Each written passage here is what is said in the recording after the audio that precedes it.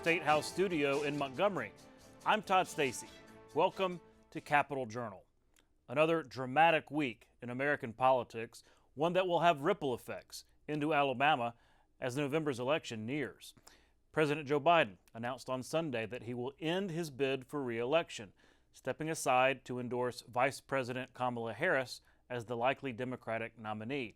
This came after weeks of the party's top leaders urging Biden to step aside due to his precipitous slide in the polls following his debate performance against former President Donald Trump. Here in Alabama, Democratic leaders are uniting around Harris as their new nominee. The state's delegation to the Democratic National Convention voted this week to endorse Harris and pledged their delegate votes for her. We caught up with one leading Democrat, State Senator Roger Smitherman of Birmingham. He said he thinks Harris can re-energize Democrats who had been reeling for the past few months. He also dismissed concerns raised by some Republicans that the ticket switch was undemocratic. You remember where you had the race with the senator in Auburn. You remember, and the Republican Party heard that issue. They voted to decide which one they thought was successful and who was going to be the nominee. We had nothing to do with it in the Democratic Party because it's a political thing within their party. That's the same thing with Democrats, with us over here. That's within our party. And so, I'm not worried about, those suits because in the end, this is a political question for that particular party. I think that you're going to find that she draws to a broader spectrum of people. And America is a combination of a variety of people. We're a melting pot. And you've got to be broad enough to have your umbrella large enough to be able to bring all those people under it as a country. And I think that her umbrella is a lot broader. And I think that along with the fact that we got so many of these issues as relates to ladies and how they're going to feel about their issues, and I think that the issues have kind of lined up that I think that her solutions to those issues are going to be more attractive to the citizens of this country. The change at the top of the ticket could impact the competitive race for Alabama's 2nd Congressional District. I'll sit down with both those candidates, Republican Caroleene Dobson and Democrat Shomari Figures, later in the show. A group of state and local law enforcement leaders came together this week to form a coalition to address violent crime here in the capital city. Attorney General Steve Marshall, Alabama Law Enforcement Agency Secretary Hal Taylor, and Montgomery County Sheriff Derek Cunningham were among those addressing the media to announce the work of the Metro Area Crime Suppression Unit. Combining resources and working with the U.S. Bureau of Alcohol, Tobacco, Firearms, and Explosives, the unit has arrested nearly 50 people and made over 400 traffic stops in just the last 12 days. I think it is important that we have this press conference in this room, in this place, because this is our capital and this is the capital city. And as Montgomery goes, people around the country and even in our state view how Alabama goes. As Alabamians, we do not tolerate violent crime, and that is a mantra that has to be adopted by this city.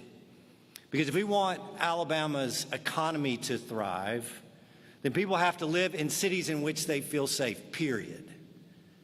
And we have to get the law enforcement piece right, or else nothing else is going to follow.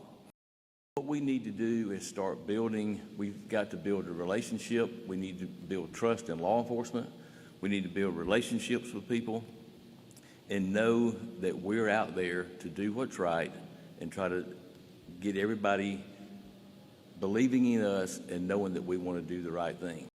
This message is for those people that think they can disrupt our way of living, disrupt our business community, disrupt these families in these neighborhoods and these communities. This message is for you.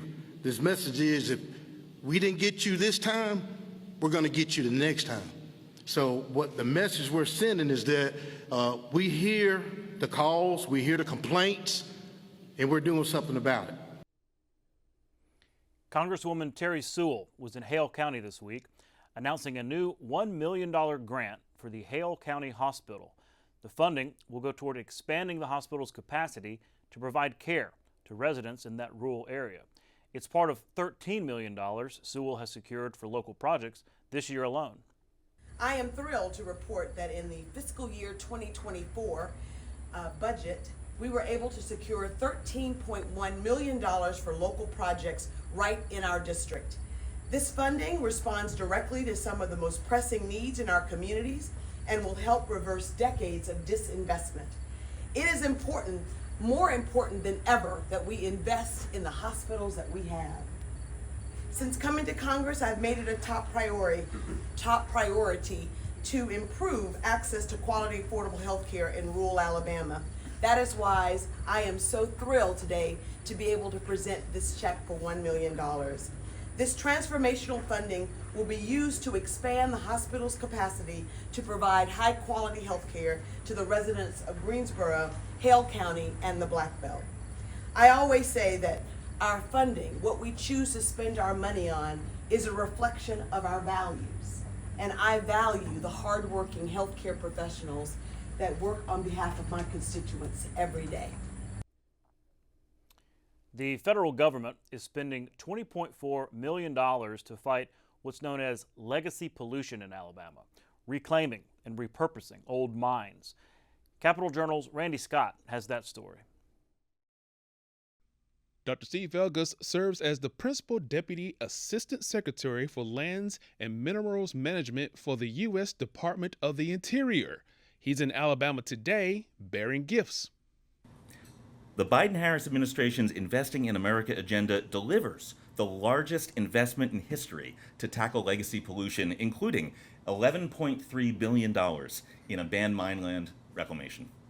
With these unprecedented resources, the Biden-Harris administration and the state of Alabama are creating good-paying jobs, fostering new economic opportunities, and improving the health, safety, and quality of life for so many Americans by helping to clean up hazardous sites and pollution left behind from historic coal mining.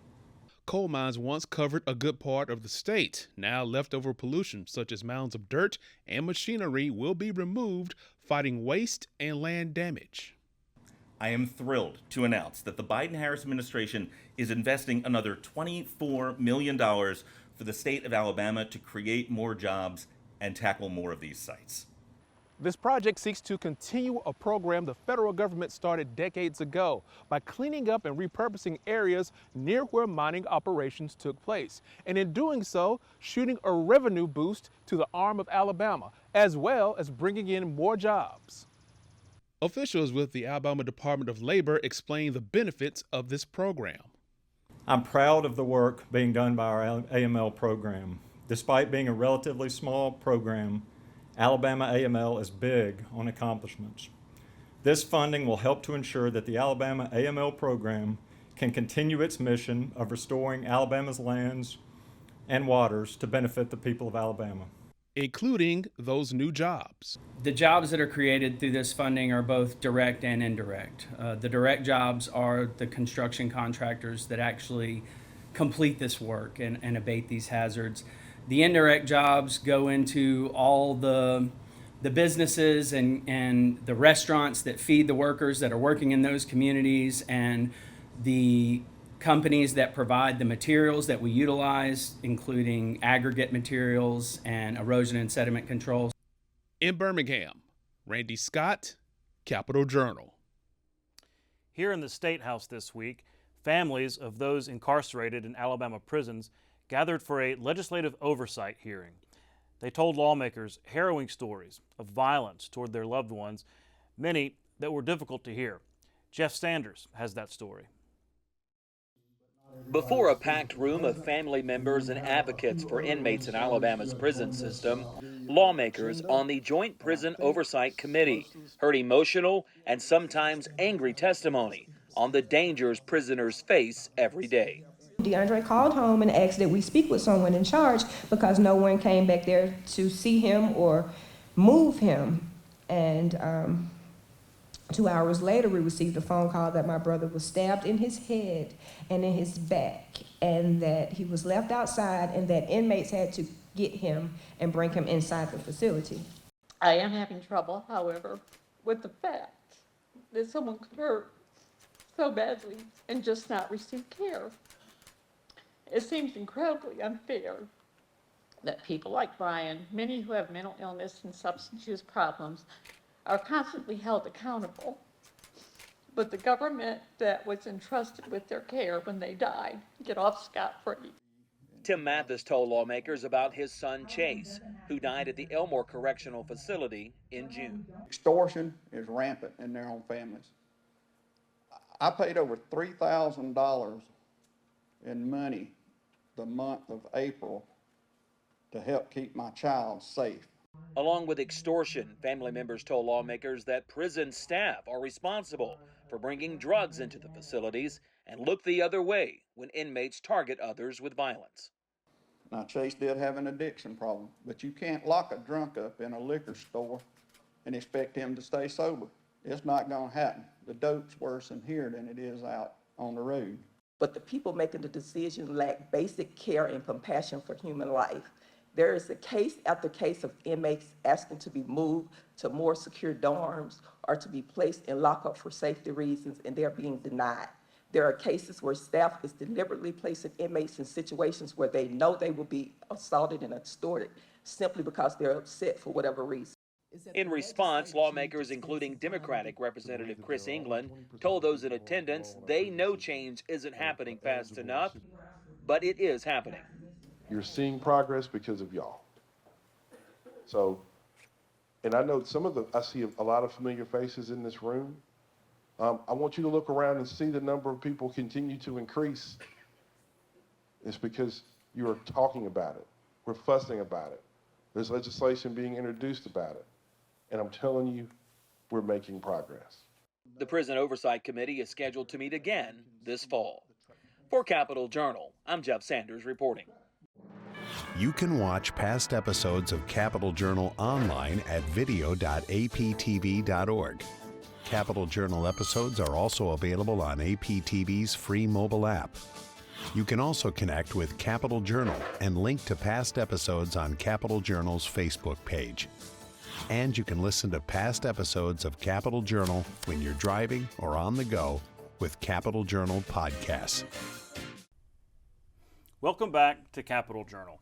Joining me next is Republican candidate for Congress in the 2nd District, Caroleene Dobson. Caroleene, thanks for coming on the show. Thanks so much for having me, Todd. Well, we had y'all in the primary. That's right. And the primary runoff. Now we're in the general. That's correct. Big election. This is a nationwide, nationally watched campaign. So, lots to get to. But how's the campaign trail going right now? It's been wonderful. Earlier today was in Russell County. And again, I continue to be amazed and inspired by all of the incredible people we have here in District 2, the opportunities, the wide variety of businesses and natural resources that we have in this district. So we've had a lot of momentum. We had a very successful second quarter.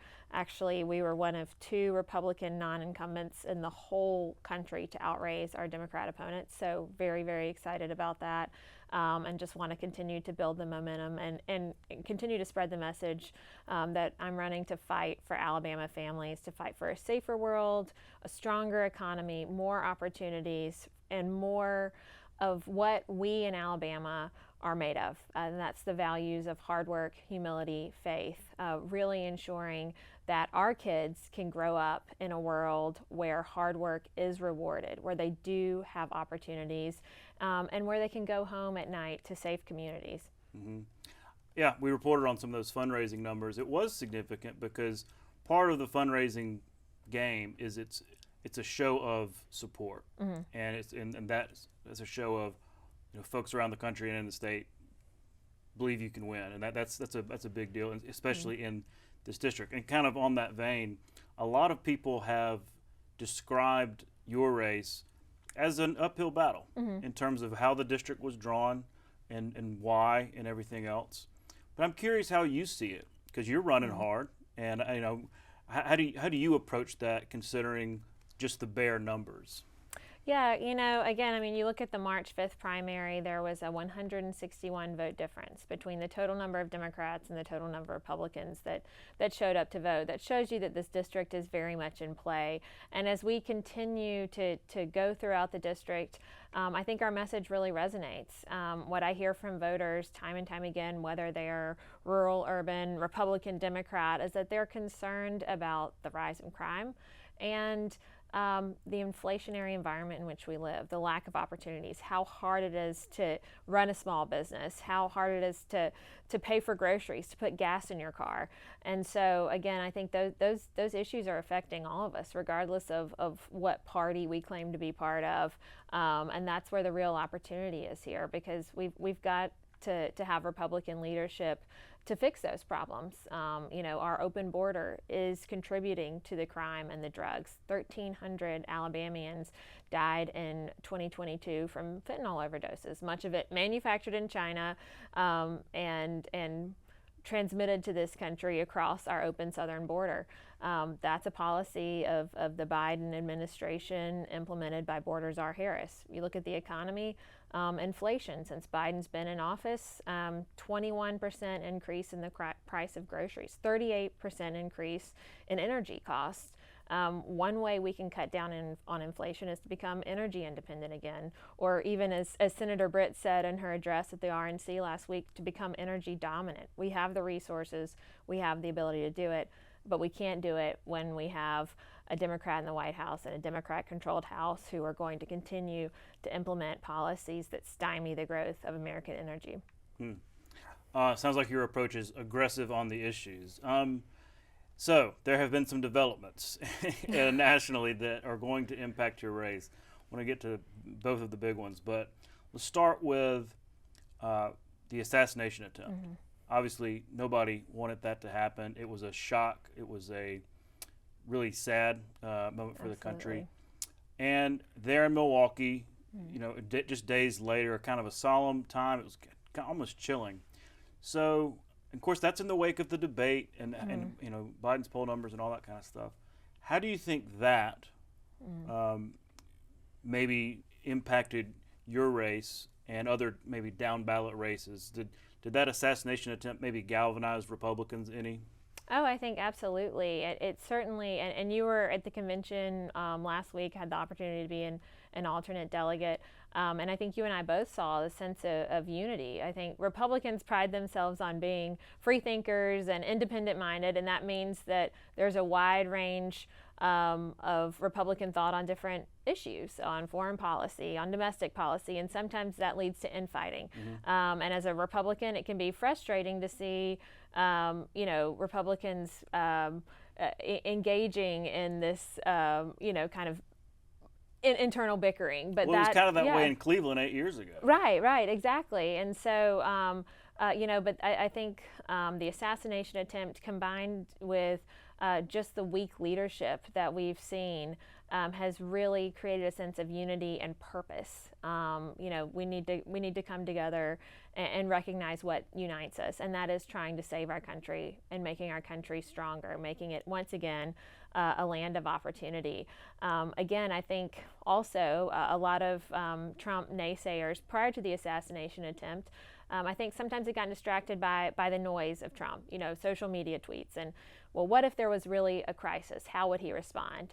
And he showed the world how he would respond when there was a crisis. He got shot in the head, and he immediately came back up and showed people how courageous he was. He was cool, he was level-headed, and so I think that demonstrated not only to Americans but to the world how he would act in a true time of crisis, which unfortunately is where we're headed when you look at the rise of China, Iran, Russia. There are some power players throughout the globe that are trying to make moves, and we need once again a strong leader. We can only have peace when we deter, and we can only deter when we're strong. Mm-hmm. So that was one huge national world event that could have ripple effects. Then a few days later we had another one, and that is President Joe Biden deciding to step aside. Obviously he's had a lot of pressure from his party because they see the writing on the wall. But made the decision, step aside, got behind Kamala Harris, clearly that changes the national race, and we won't really know exactly how in many ways. But certainly it has ripples down ballot, because I've written about, and we've talked about before, how a weak presidential candidate at the top of the tick on the Democratic side is really helpful to you, helpful to Republicans, because any kind of depressed Democratic turnout, it just hurts, even if they do have somewhat of an advantage. Well, maybe we were headed down that road, but not anymore in terms of, at least that's their intention. So how does it change? How does Vice President Harris, assuming she does get nominated, leading that ticket, are you concerned at all that she would help Mr. Figures close that enthusiasm gap?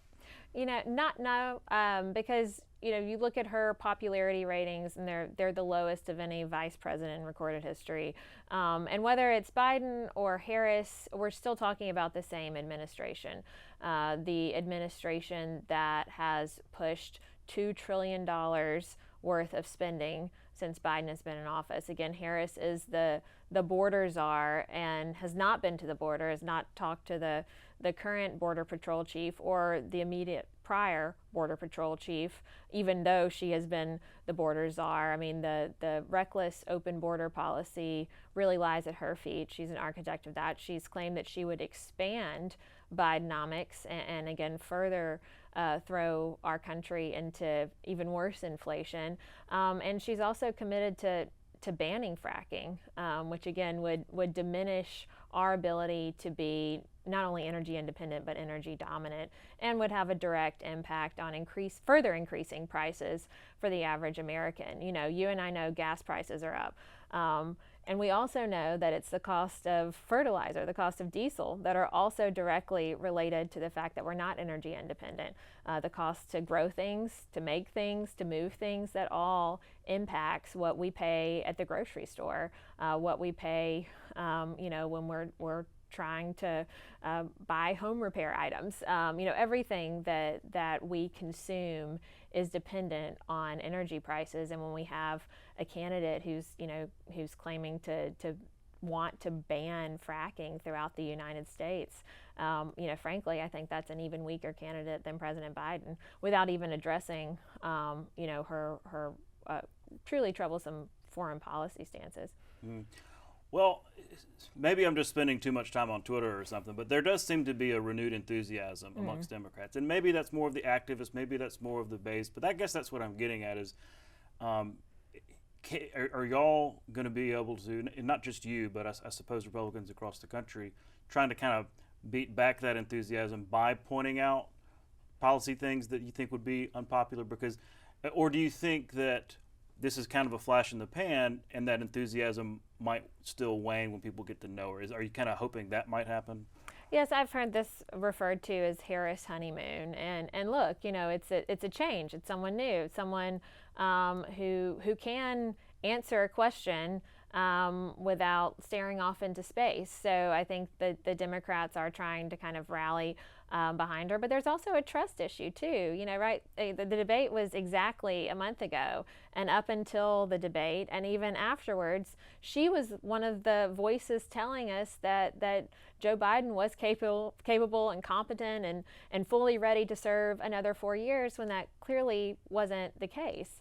And so I think in addition to all of the problematic policies of Harris, which will become very evident over the course of the next 100 days, I think there's also the issue of the fact that she was, part of an administration that was telling us that the president was able-bodied and able-minded when we all saw the debate, and those statements were truly thrown into question, as further evidenced by his deciding to step aside. Mm-hmm.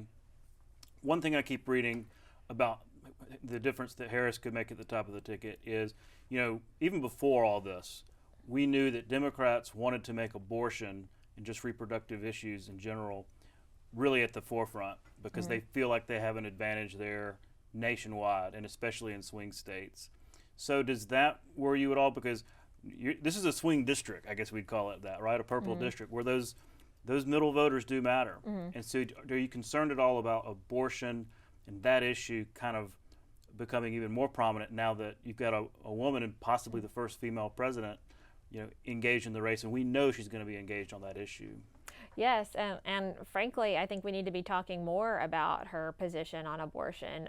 She has been very open about promoting late-term abortions. I'm pro-life, as we've discussed before, but our Constitution does not address abortion.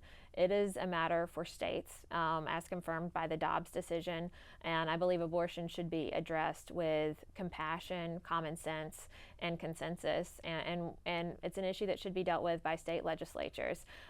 What we should be focusing on is what Democrats like Kamala Harris have been promoting, and that is abortions up until the minute before birth at taxpayer expense. You see Democrats in 2019, for instance, the Born Alive Act, which just provided that a baby born in a hospital for any reason should be entitled to natal care, whether it's a botched abortion, whether for any reason whatsoever. And all but 2 Democrat senators voted against that bill. And she was one of them that voted against that bill. So I think we need to really be talking about her record on abortion and where she stands there, because I don't think that that's reflective of the vast majority of Americans. I think you find the vast majority of Americans, even those who say that they're pro-choice, are not in favor of late-term abortions that she's been advocating for. Okay, while I've got you, let's talk about what could be. Because if elected, let's just say you're elected. Let's say that the Republicans keep the House and that Trump wins the presidency. That's the best case scenario in your book. What could actually be accomplished? What things do you think could actually be feasible in terms of the policies that y'all want to promote, understanding that it would still be a pretty close margins of majority? Absolutely. Well, again, as I've mentioned a couple of times already here, I think we could definitely work towards becoming energy dominant and energy independent again. And that means utilizing not only our non-renewable sources, but our renewable sources. It's a combination, and we can become energy independent. And again, it's a matter of national security as well as a matter of economy. When we're not energy independent, we're actively funding bad actors like Venezuela and nations in the Middle East. And that's something that we can do that will have an immediate impact on the prices that you and I are paying for groceries. Another thing that we can do on the cusp of the Loper Wright decision from the Supreme Court that rejected Chevron is also really scale back the regulatory state. Regulations are killing small businesses throughout this district, whether you're talking about the construction business, the nursing home business. I'm speaking to the Home Builders Association. The average cost of a new home, 27% of the average cost of a new home is directly related just to compliance with federal regulations. It has nothing to do with the increased cost of material, but you're talking about almost a third of the cost of building a new home is just compliance with regulations. Our trucking industry, heavily regulated. So I think we can really make strides in creating a little bit more fairness when it comes to the operation of small businesses. In 2020, Trump issued the Regulatory Bill of Rights, which just provided that there are standard rules of evidence, that there's a favorable burden of proof, or a fair burden of proof, when it comes to agency investigations, which is a victory for all Americans, regardless of what party you're affiliated with. And of course, Biden revoked that order within 40 days of office because he said it was too burdensome on agencies. We should be worried about the burden on the individual citizen, the burden on the small business. And if an agency comes after you saying, you allegedly violated this regulation, it should be on the agency to prove that you have violated the regulation.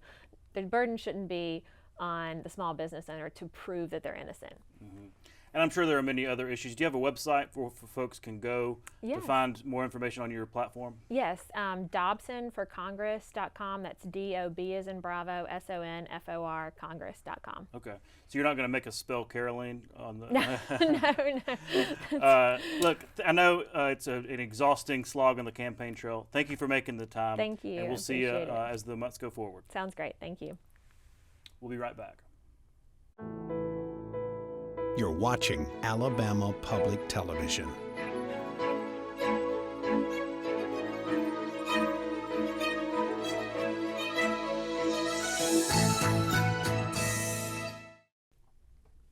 Welcome back to Capitol Journal. Joining me next is the Democratic nominee for Congress in Alabama's 2nd District, Shomari Figures. Shomari, thanks for coming on the show. Thanks for having us back, Todd. Yeah, because you were on during the primary, then the primary runoff. So here we are in the general. Just get a general update from you. How's the campaign trail? I assume that you're burning up the road here in the 2nd District. We are, Todd. Look, we try to hit every county as often and as frequently as possible, and people are being still very much so very receptive, and we're being very much so open in terms of listening to the voters and listening to the issues that they want us addressing, and listening to how we can best integrate the federal government into helping them address the issues in their communities. Well, what's it like, because this is a brand new district, and parts of it were in the old 2nd District, but parts of it not. Is there any kind of confusion amongst the voters about, maybe educating them about where their district is now and who they're going to vote for Congress? No, I mean, we had I think a much greater challenge during the primary season, but I think, people in the district now kind of know there's been a lot of publicity around, obviously, the creation of this district through the litigation that got us to this point in the first place. But I think people know, and people are very much so excited. Like, there's an opportunity throughout much of this district for people to elect a Democrat for the first time, and so that has resonated a lot with people and really ginned up a lot of excitement. Well, yeah, on that note, so when this district was drawn, the historical data that was presented, I think it showed like 15 out of 17 historical, hypothetical races would have gone to the Democrat. So that's what leads people like Cook Political Report with Amy Walter and others to really label this as a likely Democratic pickup. So, no pressure or anything. Well, but I'm curious about that because people still have to vote. Yeah, right. absolutely. I mean, this never happened before. So how do you go about campaigning? Maybe understanding that there could be a Democratic advantage, but how do you meet those expectations? I grew up an athlete. I played, the three big ones down south growing up: baseball, basketball, and football growing up, and even won a state championship in high school basketball. One thing I learned is you play from behind. Every second on the clock, you play as if you are behind. And that's how we approach this race, through the exact same lens. We are running as if we are losing by 10 points in the polls, regardless of what polling may say. We're running, and we're running hard, and we're running our race, and we're taking the issues directly to people. People across this district care very much so about some very specific things that we think that we can lean in and help with, from healthcare access to increasing workforce development programs and bringing more jobs and just a lot more resources in the form of infrastructure to this district, and people care about that. And when we talk to people, that's what they're focused on, and that's why we're running this race, to be able to address those issues. Well, you mentioned trying to run from behind. I think that's pretty smart in terms of you certainly don't want to get too proud, too cocky. But before the change on the ticket, I want to get to that in a minute. I think Republicans were pretty confident because you had that Biden debate that was just universally called a debacle. You had him really nosediving in the polls. You had what was probably going to be a drag on the ticket. That can affect down ballot races. Were y'all concerned that President Biden's position in the polls could have had an impact in terms of voter enthusiasm? We were not concerned about it. That's because we talk to voters. I mean, some people talk, they only speak about the national issues and want to make this race about national issues, want to make this race about Joe Biden. But the voters that we talked to, they wanted to make this race about making sure that women have the right to make their own health care decisions over their bodies. They wanted to talk about how we can actually get more infrastructure investments in this district. They wanted to talk about what we can do to improve life outcomes for people in this district and expand Medicaid in this district. And so this race was always about the issues for us and for our campaign, and that's what it's going to continue to be about. And we were not worried about any impact at the top of the ticket having on that, because people seem to care about the issues that matter most to communities in District 2. Well, at the same time, now you have a different nominee. Now you have, well, I guess it's not official yet, but it looks like that Vice President Harris is going to lead the ticket. President Biden making that significant, historic decision to step aside. Of course, he was, helped along the way, talked into that. There seems to be a lot of excitement around that in terms of the base, right? Maybe that's all just kind of noise on Twitter, but has that had an impact? Have y'all felt an impact in terms of voter enthusiasm, folks excited about Vice President Harris, a younger candidate, a black female, possibly the first female president in history? Has that been palpable in terms of excitement in the base? Well, I think First off, President Biden made a decision, and I think in making that decision, he put the country first, which is something that we should only expect all of us to do, especially those of us that are seeking elected office and those that hold elected office. And so he made the best decision that he felt, in his own words, that were in the interest of both his country and his party to get us here. And we're grateful for that. And we have seen a level of excitement being generated as we're talking to people. The opportunity to vote for a female for president, again, and the first black female, especially in this district, given the history that black females played in the civil rights movement here, just right here in Montgomery with Rosa Parks and others. It's something that people are incredibly, incredibly excited about, and we do think that it'll be a motivating factor to get more people to the polls. I'm curious, do y'all know each other at all? I mean, I know that you served in the Justice Department. She's a former prosecutor. She was in the Senate. Do y'all know each other at all? So I first met now Vice President Harris back when she was State Attorney General in California. Back in 2012. She was helping us get President Obama reelected at the time, and so I met her then. I've had, obviously, when I worked in the Senate, she was in the Senate as well. And look, I can tell you that this race is something that she's focused on. She called me after the primary or after the runoff win, and she actually told me then that, hey, look, we've been watching this race, and we're very excited for you to get here to Washington to see how we can work together to bring benefits to your district. So, look, I think she's smart, she's brilliant, she's ready, she's qualified, and she's experienced, and she's going to take that into the White House on day one. So, as much as that excitement is palpable, and look, sometimes that can fade a little bit as the news fades, but you also got to back up and look at the Republicans. Like you had in the aftermath of the Trump shooting, you had the RNC. I remarked that I've never seen a more united Republican Party, especially considering like 8 years ago in Cleveland, there was still like a floor challenge to Trump and everything. Not that way anymore. They seem to be very united behind Trump, which is significant. And I'm wondering if that plays a factor in this race in terms of the Republicans having a lot of enthusiasm, united behind Trump and down the ballot. Are y'all concerned about that? And how do you address that kind of enthusiasm from the other side? Yeah, well, first of all, I'd say like I watched in horror like most of America did when that shooting took place, and it's something that obviously has no place in America, and was a very, very incredibly unfortunate event. And so we're thankful that President Trump was not more seriously injured, and our thoughts and prayers still certainly go out to those who were more seriously injured in that shooting. Look, we expected the Republican Party to be galvanized and be unified. I think we've expected that for 4 years since Donald Trump said that he was going to run again after he was defeated in 2020. And so it's not surprising to us, and so we've had to guard against it. I mean, part of us running from behind is that theory of us running from behind is running as if we're running against the most encouraged and inspired voter base on the other side that there will be. And so we're not surprised, we're not caught off guard by it, but it's just one more thing that we have to, one more reason rather, to make sure that we're doing everything that we can to make sure that we're driving people out to the polls in November. Let's talk about if you're elected. If you're elected, let's say that not just you are elected, but Democrats take back the House, keep the Senate, and Harris is elected president. So basically your best case scenario. But I would imagine the majority would still be kind of slim, but still. What could actually get accomplished? What are some realistic things that you think could happen in that scenario? Yeah, I think we first have to understand what the important issues are here in this district that we want to see addressed. And one issue that resonates significantly across not just this district, but the entire state is Medicaid expansion. So my priority number one is making sure that we can get with Congresswoman Sewell and reintroduce the legislation that's necessary to re-incentivize the state of Alabama and a handful of other states to expand Medicaid and be eligible for the federal reimbursements for a certain time period. Here in the state of Alabama, we live amongst the shortest lives in the United States of America, second or third shortest, depending on which source you look at, and yet we have not expanded Medicaid, which could certainly help that.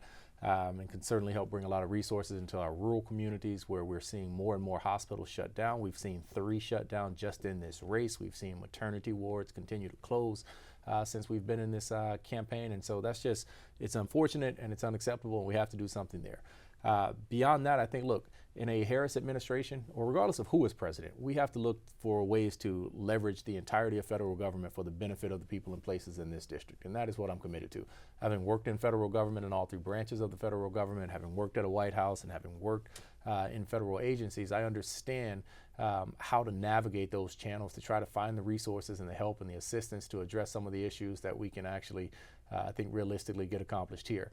Legislatively, look, we're going to work on everything that we can to prioritize making sure that we are making the infrastructure investments into this community. As you just saw last week, the Biden administration announced the largest ever federal grant in the history of the state of Alabama was awarded in Mobile for an infrastructure project related to the new Bay Bridge. Oh, yeah, the Bayway. Exactly. And that'll have, even though every Republican in the delegation voted against it, they all praised it as well. And so I think we can look for more ways to continue the infrastructure investments in this district. I think we can look at ways to make sure that we're prioritizing the resources that are going to our education systems, to make sure that we're modernizing our education infrastructure in this district, and make sure we're developing those programs that are necessary to equip the future generations of workers in this district through workforce development programs. Mm-hmm. Well, let me ask you about some issues that maybe can be some liabilities for Democrats, especially, you know, because again, changing the top of the ticket from Biden to Harris, I think, does solve a lot of problems in terms of voter enthusiasm and things like that. Mm-hmm. But it doesn't really change some of the fundamental issues that voters are concerned about. I'm thinking about inflation. Mm-hmm. I'll throw gas prices in there too, just as a cost thing. People are very concerned about that. People concerned about immigration and the border and things like that. How do you address those things both on the campaign trail, but also policy-wise if elected? Look, inflation is a real thing. It's something that has hit a lot of families and continues to hit a lot of families very hard in this district and across this country. And so we have to make sure that we're doing everything that we can within the realm of what federal government can do, to keep inflation manageable. Now, what I will say is this, even in the Trump administration, when there was inflation, our counterparts on the other side of the aisle, they wouldn't blame President Trump for it. They'd still figure out a way to blame Democrats for it. But the party in power always takes the blame for what's going on. But I think that really amplifies the need to make sure that we are actually communicating with voters. The people have to understand the actual facts behind it. When we talk about inflation, this wasn't just something that happened because Joe Biden got elected, right? That's not the truth of the matter. The truth of the matter is President Biden inherited the worst fiscal condition that this country has seen since the Great Depression. And that was because of COVID. And most economists will tell you that the administration has done a very good job in actually preventing us from falling off of a fiscal cliff in terms of falling into an actual recession or even worse, into a depression. And so we have to message that, and we have to make sure that people understand that what led to inflation were supply chain issues. What also contributed to it were injections into the American economy, one under the Trump administration on the way out related to COVID, and obviously another under the Biden administration, both in response to the worst pandemic that this nation has seen. And so those are real things. But at the end of the day, people care about, what is it costing them at the grocery store? And in Congress, I'm going to go to work every single day to make sure that we are maximizing what the federal government can do to keep prices down where we can. And I think a lot of that starts with prioritizing American jobs, making sure that we're bringing higher paying jobs here, make sure that we're doing everything that we can to re-incentivize and restart American manufacturing, or get American manufacturing back to the way it was, and not doing the things that we know are going to continue to drive prices up. Mm-hmm. And on the immigration border issue, does that come up on the campaign trail at all? It actually does not. It comes up from my opponent, but when we go around this district, when we talk to people about the issues that they care about, that they are concerned about, immigration is not one that comes up. And that's also another issue where we just look at, the facts. I mean, the fact is that during the Obama administration, the entire 8 years of the Obama administration, there were fewer border encounters on average each of those years than all 4 years of the Trump administration. And so we have to get back to those policies. If we're serious about addressing the problem at the border, which there is a problem at the border, the problem is our immigration system. The problem is our system needs to be updated. It has not been modernized in 50 plus years, and it needs to be modernized. And so, but there are ways to do it without sacrificing the core values of who this country is at its core, understanding that the majority of people in the United States of America are the product of immigrants, but also understanding the realities of the immigration crisis. at least half, if not more, of the people who are in this country illegally did not come across our southern border. They are here on visas that they had legally obtained and overstayed. And so we have to understand the realities of it and not just talking points and fear-mongering and classifying different groups as the people that we should be pointing the finger at and blaming for our immigration system. The immigration system is a failure. It has been a failure of both Democratic and Republican administrations. It has been a failure of both Democratic-led and Republican-led chambers of Congress in failing to get substantive legislation passed that can address this crisis. And it has become a political ploy. Even current President Trump, the most recent immigration plan that was laid forth in the House, he sabotaged it and proudly claims that he sabotaged it. It was written and drafted in part by James Lankford out of Oklahoma, a Republican senator. But he sabotaged it because this is an issue that they want to run on and want to try to lay at the steps lay at the floor of Democrats that are running for office. And at the end of the day, we can't play politics if we're serious about actually getting results on these matters. We'll have to leave it there, but I know you have a lot of other platform issues. Do you have a website where folks can go and find you and follow up? Absolutely. Figuresforcongress.com. You can find everything that you need there about our campaign, how to get in touch with us, how to donate, and how to get involved. We're actively signing up volunteers across the country. Volunteer base is growing exponentially, so we're very excited about that, and we'd love to have you guys join us. All right. Well, look forward to having you back soon. Thank you, Todd. We'll be right back.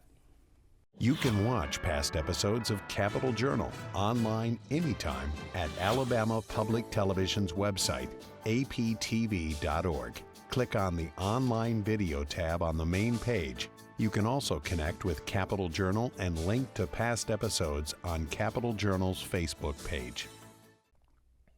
Welcome back to Capitol Journal. Joining me next is Jackie Bushman, founder and CEO of Buckmasters. Jackie, thanks for coming on the show. My pleasure. Well, I've been looking forward to this. It's a change from our normal programming around government and politics, but you've got the expo coming up, and I know I want to get to that. But you kind of remind our audience about Buckmasters, the organization, its origins and its role here in the state. Well, let's see. I want to say we started in 1986 right here in Montgomery. Wow. My hometown. My good friend, the past Ray Scott, and Ray passed away a few years back, but he helped me going because he started Bassmasters here. And we basically wanted to do the same thing for deer hunting that Ray and his group did for bass fishermen. So we've been going, with the magazine, the TV show, all of our events, and it's been a heck of a ride. Now, in our little world, it's starting to change with social media and cord cutting and stuff like that. So we've really had to hire some young, smart individuals to really take this social media stuff to a different level. And I said that your role here in the state, this has gone national, right? Oh, this yeah. is a national organization promoting hunting. It's a world I'm not necessarily familiar with, but when you're plugged into the hunting world, it's Buckmasters, right? Y'all are kind of leading the charge. We are one of the biggest brands in that industry, and we're the largest for whitetail deer hunters, and whitetail deer hunters is the biggest amount of hunters as far as all hunters. If there's 14 million hunters, 12 million of them are whitetail deer hunters. Interesting. Yeah. Talk about the economic impact of the deer hunting sport here in the state. Oh, it's $1 billion industry. And the thing that we're so blessed, and we got such a great conservation department, and the way we conserve our wildlife is that we have probably some of the most liberal bag limits, but we have the longest hunting seasons. And you can hunt something from, middle of October all the way through the end of April, and that's cool. A lot of folks come into our state, with the black belt, and we've got a lot of outfitters, but you take, for example, in Pennsylvania, you might only have a 9 or 10 day hunting season. Well, in Alabama, I mean, you know what I'm saying, you can start in October and go through the end of middle of February. So you have a lot of people wanting to travel down to hunt deer. A lot of our rut, the breeding season for the whitetails aren't until the end of January or 1st of February, where most everybody's in November. So we just have a rich source, whether you're fishing, hunting, or whatever. Alabama's a special place to go. Well, and they're talking about that outdoor recreation as really a tourism driver, but also a job recruitment driver, which I think is really interesting, the whole Innovate Alabama thing. Now, see, Jackie, I didn't grow up hunting, and I know a lot of people do, right? They grow up, it's kind of part of their heritage and all that, but I'm curious if also people through your organization may get into hunting later in life as adults even, and do y'all help facilitate that? Well, you know, we try to promote it, and it's a very simple concept, and we've started it the last few years. It's called Share the Hunt. Take somebody that's never been hunting before. Take them out. I have never seen anybody that we hadn't taken out that didn't have a great experience with it. I mean, you're learning gun safety, how to handle a firearm correctly, and then you're learning about what conservation is all about, and being able to take the meat that you harvest. Venison is no fat, no cholesterol. It's great for, you know, food banks and places like that. We feed a lot of needy people with it. So, but share the hunt. If every hunter out there was to take a person that was maybe from their church or from the ball field or from work out and introduce them, we go from 12 million to 24 million. I went duck hunting for the first time a couple of years back, and that was really cool up in Arkansas. You know? Oh, it doesn't get any better than that. It was really, really cool. All right, let's talk about the expo. Yeah. It's coming up here in a couple of weeks. Talk about what this event is like. It's kind of an annual thing people look forward to here in Montgomery. No question. It's an event that we started back, I believe, in '94. Okay, and we've been doing it ever since, and it's just been a huge hit. And what I did is we took it over to the Georgia Dome, and it was the first ever promotion that had country music concert. We had Hank Williams Jr. and Martina McBride, and I think Charlie Daniels and Travis Tritt. That was on half of the football field there where the Atlanta Falcons play. Man. Yeah, so and then we had our professional archery tournament on the other half, and then we had booths all the way around the mezzanine. So it was a huge promotion, and due to the Olympics, we had to take a year off. And either we had to take a year off or find a facility. So we came down to our convention center here, measured it off, and we said we can pull this off. And we did it here. And when we did it, you know, and to this day, the governor has always been behind our event. We appreciate Governor Kay Ivey, you know, promoting this and the legislature. But it's became such a huge economic impact for the city, the county, and the state. It said, don't take it back to Georgia. And we have kept it here, except for 3 years we had to take it to North Carolina because they were building the new, you know, convention center. But it's just been a big deal. You know, in Southern hospitality, it doesn't get any better. I'm born and raised here, and I'm very proud of bringing our event here. And we got people. I remember one year we had people from 44 different states coming in here. Wow. Yeah. So we got a lot of the biggest manufacturers here. So it's been a cool event. And thanks to the state of Alabama, thanks to the city, the county commission, the city council, all our local and national sponsors, we can let everybody in for a canned good. You don't have to pay. So that's the admission. You bring that's admission for the food bank, I'm guessing. Yes, we got the Friendship Mission and the Salvation Army, and we'll feed 100,000 meals off the expo in 3 days. That's terrific. What kind of events can people expect when they come to the expo? Well, the expo will have some of the biggest exhibitors there that have outdoor products. Okay. So to me, that's the cool thing about our show because it's a family show. If you had to go to another show and pay $20 or $25 to get in, you're not going to take mama or grandmama. Well, mama and grandmama are the ones that end up buying everything. So they're buying Christmas presents and all kind of presents. But if you have somebody in your family that is in the outdoors, it's the best place to come shopping.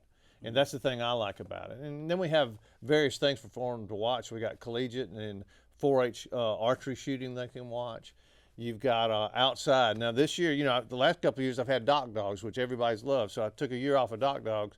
I called my buddy Randy out at the Garrett Coliseum. I said, what's your most popular thing in the fair? He said, no question, the pig racing. So we got Swifty Swine coming this year. I saw that on the flyer, to pig racing. I really want to see that. Oh, yeah. And bull riding, too. Is it an Yes. actual bull or one of those machines? No, at first when I thought, you know, about bringing this promotion in with bull riding, we were going to do a deal down at the Floribama with bulls on the beach. And Jerry Bird and Cody Harris, just wonderful folks, got a great show.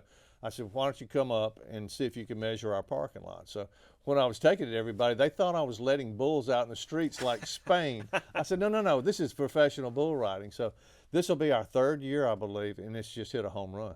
And what we've done, and that's on Friday and Saturday night of the expo. So when we let the doors close at the expo, then the bull riding starts. I see. Okay. So anybody brave enough, that's and they got, it's like minor league bull riding. Basically, these are the riders trying to make it all the way up to the PBR, but we got PBR bulls, and that's a whole different ballgame. Just to kind of observe. Yes. I'm thinking of the old Alpha Psi Rodeo up in Auburn when the girls would ride the goats and everything. We got that coming too. Okay, that's something to see. That's coming too. Well, are vendor booths still available? It's still We've got maybe away. 10 or 15. So if somebody's listening to this has got an outdoor product, I'd be calling Buckmasters and ask for Shelley Swain and or Heather Bass so they can get you a booth. But right now we got about 10 or 15 and we're sold out. Okay. And I want to ask you, how do people watch the Jackie Bushman show? Well, we're on the Outdoor Channel. We've been there for, I don't know, 15 years, 20 years, so it's on your cable package okay. right there. So Buckmasters is there. Jackie Bushman show, we went off with it 2 years ago, but it's going to be in syndication on, in our social media platforms and stuff. So, but no, this will be, golly, I want to say this will be our 38th year coming up on TV. We're the longest running hunting show in TV history, and I don't know, I guess I'm just old, but I've had a great run with it, and my co-host Jacob Landry of Swamp People has been helping me. So I always tell the audience, as long as you want to watch me mess up and want to watch the show, I'll keep doing it. But if you don't want me to do it, I'll retire and be in syndication. So. Well, congratulations on all your success. Good luck with the expo, and thanks again for coming on Capital Journal. This is a nice change of pace. Absolutely, my pleasure. We'll be right back. Alabama is home to a diverse and widespread variety of minerals. Chalk, a soft, extremely fine-textured variety of limestone, occurs in the coastal plain section of west central Alabama. Originally formed as the floor of an ancient sea, the chalk can be seen along prominent bluffs on the Tombigbee River. White Bluff is a historic site located in Demopolis, Alabama, which owes its character and natural beauty to the underlying chalk rocks. That's our show for this week. Thanks for watching. We'll be back next week at the same time here on Alabama Public Television. For our Capital Journal team, I'm Todd Stacy. We'll see you next time.